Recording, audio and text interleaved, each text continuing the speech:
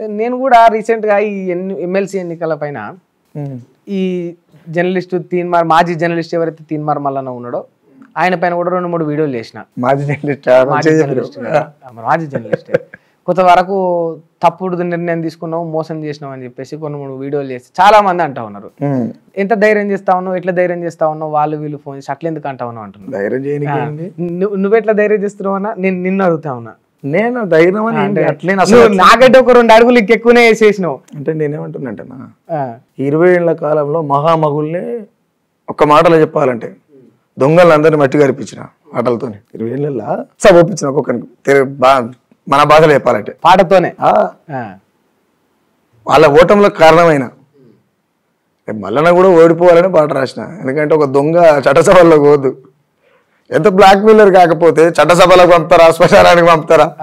గతంలో పాడి కౌశిక్ రెడ్డి అన్నందుకు ఆడిపోసుకున్నాడు క్యూ న్యూస్ వేదికగా. మరి ఇప్పుడు మళ్ళీ ఈయన అదే మాట అంటాం. అదే కదా, అట్లా అనదు కదా అనకూడదు. కాబట్టి భయం జరగడే కదా, నన్ను చంపుతారో ఏం చేస్తారో అనేది. అంతే, ఇది ఒక రకంగా సింపతి గెయిన్ చేసుకోవడానికి ఒక డ్రామా. అంతే. నాకు ఒకటి తెలిసి తెలంగాణలో విశారదన్ మహారాజ్ పేరు విన్నారా మీరు? విన్నా, నాకేం తెలుసు. విశారదన్ మహారాజ్ అని ధర్మ సమాజ్ పార్టీ రూపకర్త. ఆయన తెలివిని, ఆయన మేధస్సుని, ఆయనేమో ఈ దళిత బహుజన సామాజిక వర్గ బతుకులు బాగుపడాలి, దళిత బహుజన బిడ్డలు రాజ్యాధికారంలోకి రావాలి, చట్టాలు చేసే కాడ, శాసనాలు చేసే కాడ మా బిడ్డలు ఉండాలని చెప్పి ఆయన ఒక ఉద్యమాన్ని తీసుకుపోతున్నారు. అలాంటి పెద్దన్నల దగ్గర వాళ్ళ తెలుగులు నేర్చుకొని ఆ తెలుగుని ఈయన సొంత ప్రయోజనాల కోసం వాడుకున్నాడు తప్ప ఈయన పెద్ద తెలుగు కళ్ళైన ఏం కాదు, లేకపోతే ఈయన ఇంటలెక్చువల్ ఏం కాదు, లేకపోతే ఈయన పెద్ద మోతవారేం కాదు, లేకపోతే ఈయన మేధావి కాదు. విశారదన్ అన్న లాంటి మేధావి తత్వం కలిగినటువంటి వాళ్ళ తెలివిని ఈ దొంగ ఎత్తుకొచ్చుకున్నారు. కాబట్టి వాళ్ళేం ప్రజల కోసం పనిచేస్తే ఆ తెలివి ఈయన స్వార్థం కోసం ఉపయోగించు. ఇంకా దళిత బిడ్డని చెప్పుకుంటా ఉన్నాడు, నేను బహుజనుడిని అని చెప్పుకుంటా ఉన్నాడు. కానీ మళ్ళీ పోయి గతంలో అన్నాడు, మీరు చూసిరో లేదో, 30 తీన్మార్ మల్లన్న దళిత బిడ్డ అంటా ఉన్నాడు, చెప్పుకుంటా ఉన్నాడు ఇంకా కూడా అట్లా. నేను సిగ్గులేదా బీసీలకు 70% ఉన్న బీసీలు 30% ఉన్న అగ్రవర్ణాల దగ్గర ఊడిగం చేస్తారా అన్నాడు. మళ్ళీ పోయి ఇప్పుడు ఆడనే జొర్రిండు. 70% ఉన్న బీసీలు ఈ 30% ఉన్న అగ్రవర్ణాల అయిపోయింది. మరి వీళ్ళు ఎస్సీలు, ఎస్టీలు, మైనార్టీలు ఎక్కడ పోయారు? ఇక అదంతా గడిపేసిండు. ఇక అంటే నేను ఏమంటున్నట్టేనా, మల్లన్న ఒకవేళ దళితుడు అని చెప్పుకుంటే అలా ఎవడో చెప్పవాను పోయి కలిసి వస్తా, మాకుల పోడవుతాడు. నేను దళితుని కదా, మాకుల పోడవుతాడుగా, బాబాయ్ అన్నట్లే చేస్తున్నా అని చెప్పొస్తా, లేదా పెద్ద ఆయన అన్నట్లే చేస్తున్నా అని చెప్పొస్తా. ఆయన అంతే కదా మావాడు. కాబట్టి ఏం చేస్తామన్నా, ఇలా తప్పు చేసినా 4 లోపల తీసుకపోయి 4 చప్పరిచ్చానా, అట్లా కాదన్న ఇట్లా అని చెప్తాను, తప్పేది. సరే, ఒకసారి ఆ పాట పాడరా, ఒక 2 నిమిషాలు, మాకు కూడా వినాలనిపిస్తుంది. లైవ్ లో వింటే మల్లికా కమాటలతో మతపరిస్తాడు, మల్లికా కమాటలతో మతపరిస్తాడు, ఆయన కక్కెరుంటే ఎవనివైనా జోకుతుంటాడు, మల్లికా కమాటలతో మతపరిస్తాడు, పదవి కొరకు పాకిస్తానుకైనా వెళ్ళిపోతాడు, పదవి కొరకు పాకిస్తానుకైనా వెళ్ళిపోతాడు, రాజకీయ జెండలన్నీ మోసి మోసి ఉన్నాడు, రాజకీయ జెండలన్నీ మోసి మోసి ఉన్నాడు, పదవిస్తానంటే పాకిస్తానుకైనా వెళ్ళిపోతాడు, మల్లికా కమాటలతో మతపరిస్తాడు, ఆయన కక్కెరుంటే ఎవనివైనా జోకుతుంటాడు, మల్లికా కమాటలతో మతపరిస్తాడు.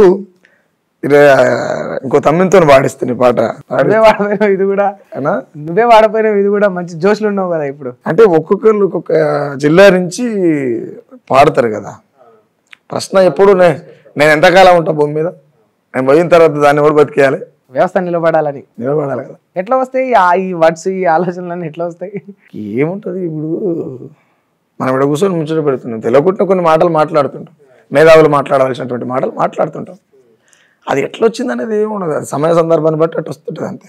అయితే నదికి ఓడి నేర్పుతాడు నడక, నదికి ఓడి నడక నేర్పుతాడు. సుఖరాం నర్సన్ ఇప్పుడు నది లెక్క అంటావు. నేనేమంటున్నా అంటే ప్రజలకు మోసం జరగబోతుంది, ప్రజలకు హాని జరుగుతుందంటే నదినేది ఉప్పెనైతే సముద్రాన్ని కూడా అయితే కప్పేస్తాడు కాడికి పాటతో. సరే, ఇప్పుడు నీ అనుభవం తోటి నన్ను ఒక మిత్రుడు అడిగిండు ఈ ప్రశ్న, నువ్వు దీనికి సమాధానం చెప్పు. నేను ఆయనకు సమాధానం చెప్పినా అది వేరే విషయం, నువ్వు నీ సమాధానం జనాలకు ఏం చెప్తావో చెప్పు. మొన్న ఇదే తీన్మార్ మల్లన్నకు వ్యతిరేకంగా కొన్ని మాటలు అన్నప్పుడు నాకు వాళ్ళు కాల్ చేసి అడిగారు ఏంటంటే, ఎంతో మంది రాజకీయ నాయకులు పార్టీలు మారిన వారు ఉన్నారన్న, తీన్మార్ మల్లన్న ఇంతవరకు కూడా ఒక పదవిని అనుభవించలేకపోయిండు, ఒక్క పదవిని కూడా ఇంతవరకు అనుభవించలేకపోయిండు, ఒక అవకాశం ఇచ్చి చూస్తే తప్పేంటి అని అన్నాడు. దీనికి సమాధానం ఏం చెప్తారు మీరు? ఒక అవకాశం ఇచ్చడం తప్పంటే నువ్వు ప్రజల కోసం నిలబడ్డప్పుడు ఇవ్వచ్చు, తప్పేం లేదు. కానీ నీ స్వార్థ ప్రయోజనాల కోసం నిలబడ్డావు కదా, ఎట్లిస్తారు? ఒకసారి ఆ స్వార్థ ప్రయోజనాలు నేనేమంటున్నానంటే తీన్మార్ మల్లన్న ఎక్కడ స్టార్ట్ అయ్యిండు? తీన్మార్ మల్లన్న ఇప్పుడు ఏడున్నాడు?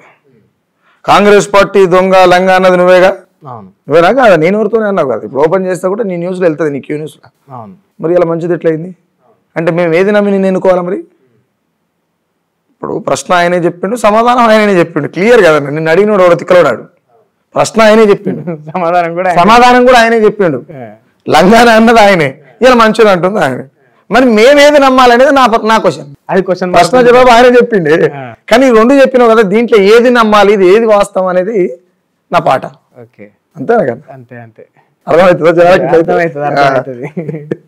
ఓకే, ఇక పోతేనే ఉంటావా ఇట్లా? అంటే సమస్య ఎక్కడ ఉంటే అట్లా పాటను ఎత్తుకొని పోతేనే ఉంటారు?